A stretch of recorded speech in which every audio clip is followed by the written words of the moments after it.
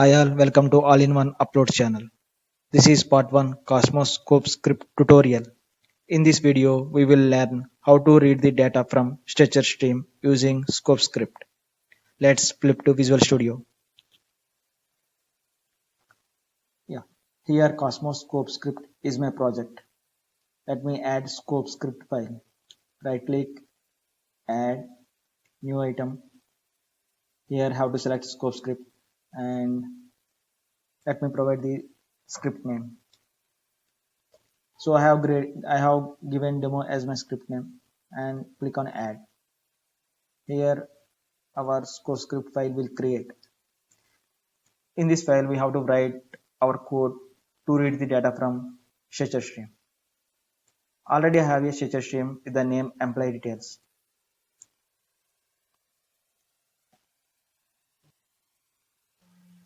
In this employee details I have 10 records with employee ID, employee name, employee salary, currency, department, location.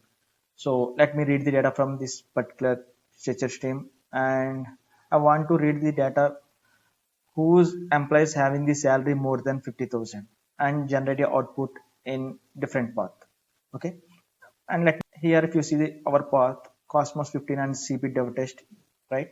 Cosmos 15 is cluster and CP dev test is virtual cluster where our jobs will run. And after we see users test demo employee details dataset, this is the path we have provided at the time of generating the output stream. Okay, let's flip to Visual Studio. Let employee details is variable name, and to read the data from a Stretcher Stream we have to use a keyword s stream and have to provide the path from where we want to read the data. So we have to take the path after vc up to .ss. So cp.devtest is my vc, so after that I'm taking the path up to ss.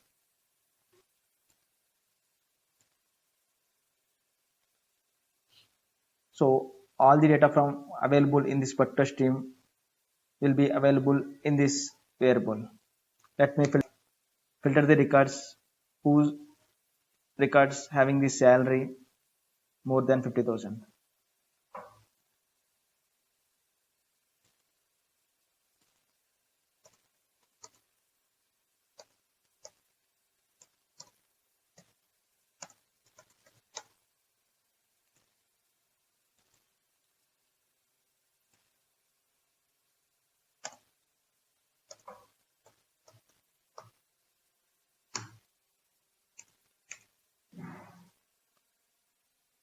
So after filtering the data, we have to write this output into the path where we want to write the data. To write the output, we have to use output keyword.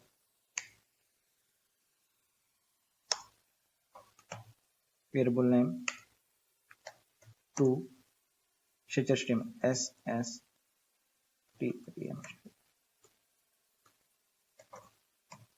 Stretcher Stream and path. So I want to write this data into the same path with different stream name.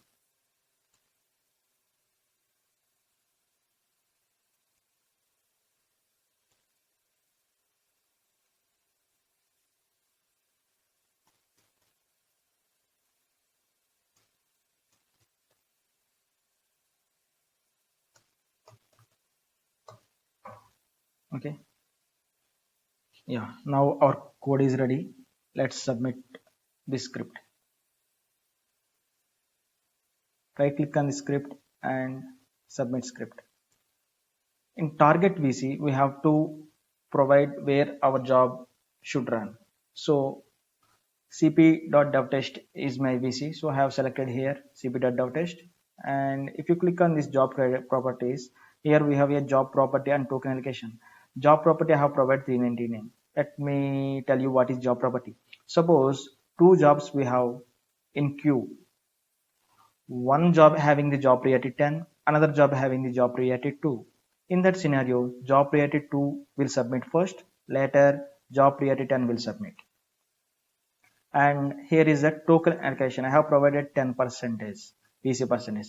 In the sense, suppose our VC has 100 percentage. Out of 100, 10% will be allocated to particular job, this job, because I have selected VC percentage as 10. After providing these two, let's submit the job.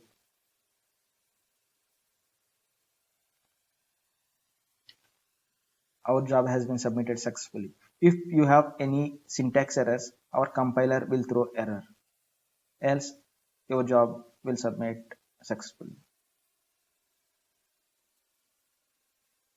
Once job has been submitted, we will get one graph here representing our job status, whether it's been in queue or in progress or completed. All the status we will get in this graph.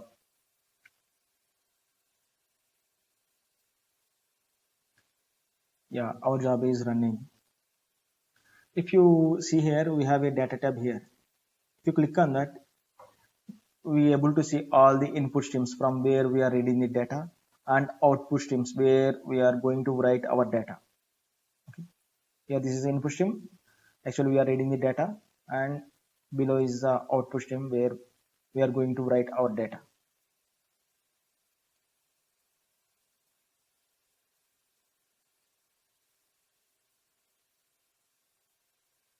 Yeah, our job has been completed successfully.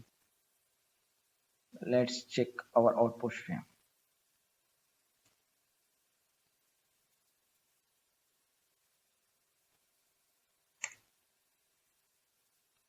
Yeah, same path we have written our output stream, right? Where employee details exist. Same path we have written our data. Employee details salary underscore more than 5,000 is our output stream. Let me click on it. Yeah, we have read the data from employee details whose salary is more than 50,000. So these are the records we have more than 50,000 salary. That's it for today. Thank you for listening. Have a great day.